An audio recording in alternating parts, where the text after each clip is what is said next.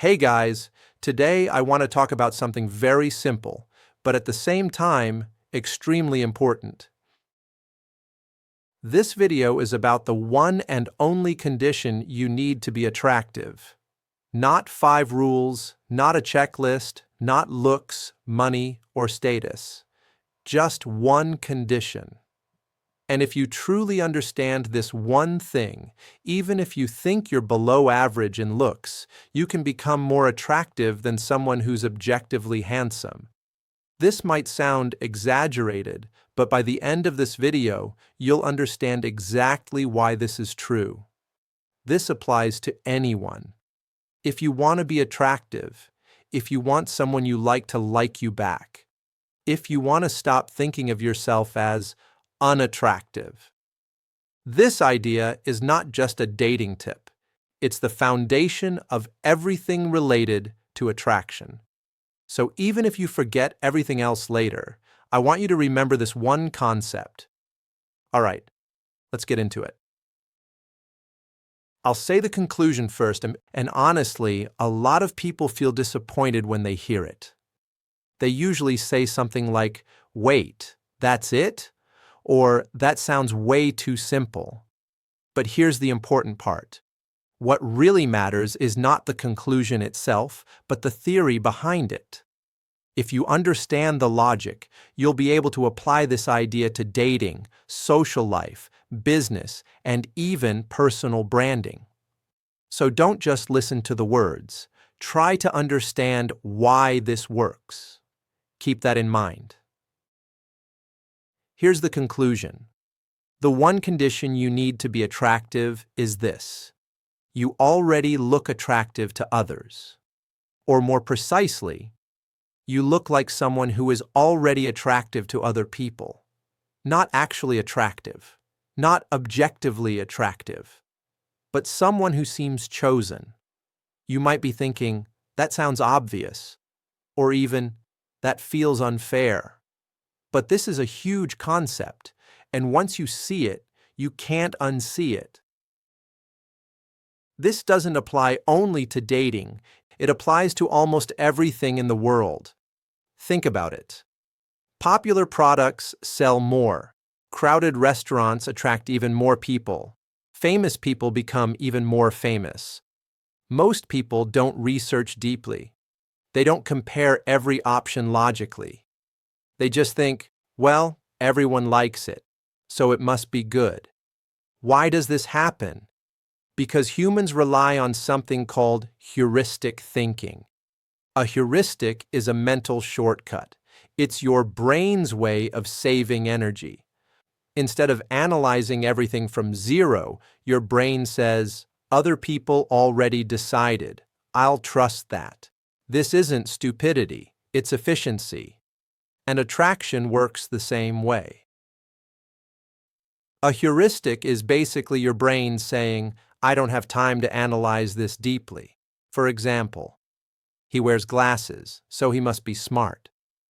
She's well-dressed, so she must be successful. He's confident, so he must be experienced. Of course, these assumptions can be wrong.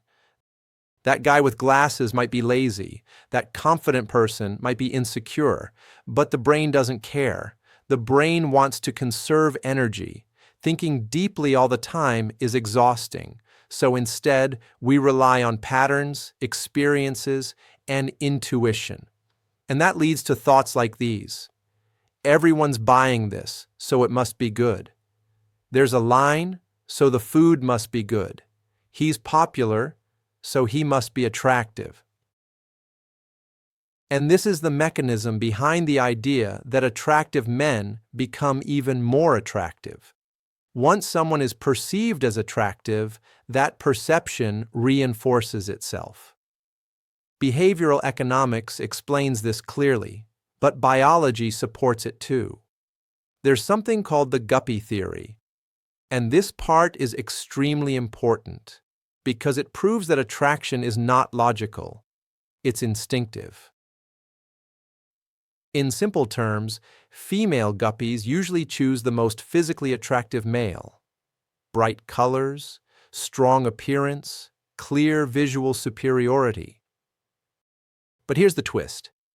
When researchers showed them an average-looking male that other females preferred first, the females chose the popular average male instead, even though a better-looking option was available. This phenomenon has been observed not only in guppies, but also in fish, birds, and other animals. So this isn't culture, it's not society, it's biology. The conclusion is very simple. A male that is already chosen by others becomes even more desirable, even if his appearance is not exceptional. From a biological perspective, the selecting side is always trying to choose better genes. But here's the key point. The brain doesn't measure genes directly. It uses signals, and one of the strongest signals is this. Others have already chosen this individual. If someone is already popular, the brain assumes he has succeeded in reproduction. His genes have survived. His offspring are likely to succeed too. In other words, being popular itself becomes proof of genetic value. This is why popularity is powerful. Not because it's fair, but because it works. That's why attractive men attract more people. Not because they're perfect, not because they have no flaws, but because their popularity is evidence. Evidence that other people trusted them, evidence that other people chose them, and the brain loves evidence. Now, you might be wondering, so, if I'm not attractive right now, am I doomed? No. And this is where things get interesting. Because here's the secret. What matters is not whether you are actually popular, but whether you appear to be popular. Reality matters less than perception. In short, you need to imply, this is a man chosen by many. And I want to be very clear here. Saying things like, I'm popular or I get a lot of girls is the worst possible approach. That doesn't signal confidence, it signals insecurity. Real attraction is never explicit. It's always implicit. You don't say it. You let people feel it. So how do you imply it? For example, you casually reference social plans. You subtly suggest the existence of other women in your life. You don't rush. You don't chase. You move with calm confidence and emotional space. And most importantly, you give off this feeling. I don't know why, but he seems attractive. That unexplained pull. That feeling people can't logically explain. That is extremely powerful.